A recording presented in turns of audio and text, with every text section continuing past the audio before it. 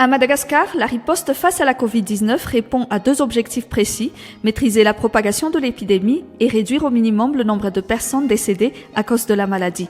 Pour cela, la stratégie de lutte contre la Covid-19 est axée sur deux aspects bien identifiés, la prévention et la prise en charge. Ireo pankady atao dia mizara roa mazava tsara.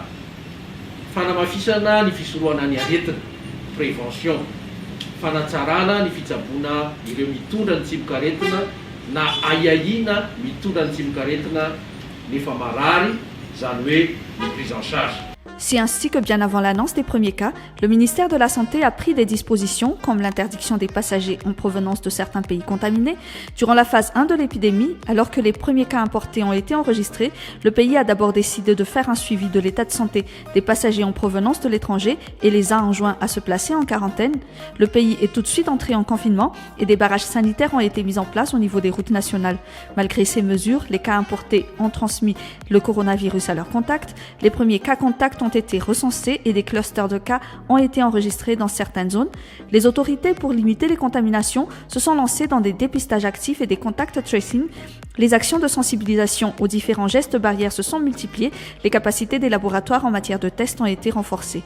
Mais vers fin mai, début juin, les contaminations se sont faites au niveau communautaire à Thomas.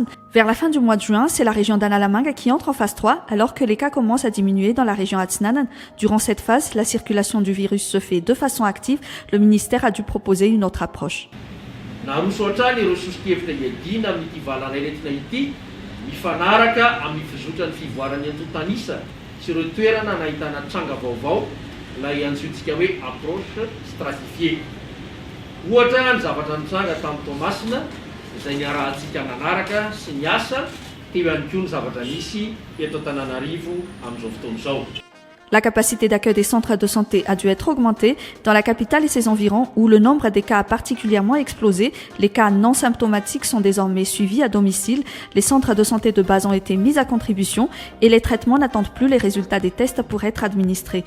Dans les autres régions, des efforts sont actuellement menés pour limiter la transmission du virus et endiguer l'épidémie au niveau des clusters de cas. Leurs équipements sont en même temps renforcés pour leur permettre d'améliorer la prise en charge des malades et éventuellement de faire face à l'épidémie si jamais la transmission se fait au niveau des communautés. Afin de réduire le taux de létalité, le ministère fait également part de sa collaboration avec les centres de prise en charge du diabète, les diabétiques étant parmi les plus vulnérables à la Covid-19. Efa mikarakara ny fanomezana fahafahana ireo olona marefo toy ny diabetika hanao fitiliana mety ilain'izy ireo miaraka amin'ny amadia ny mistera ary izahana ny kily ireo tsy mbola mahalala ny tenany hoe manana toe-batana diabetika.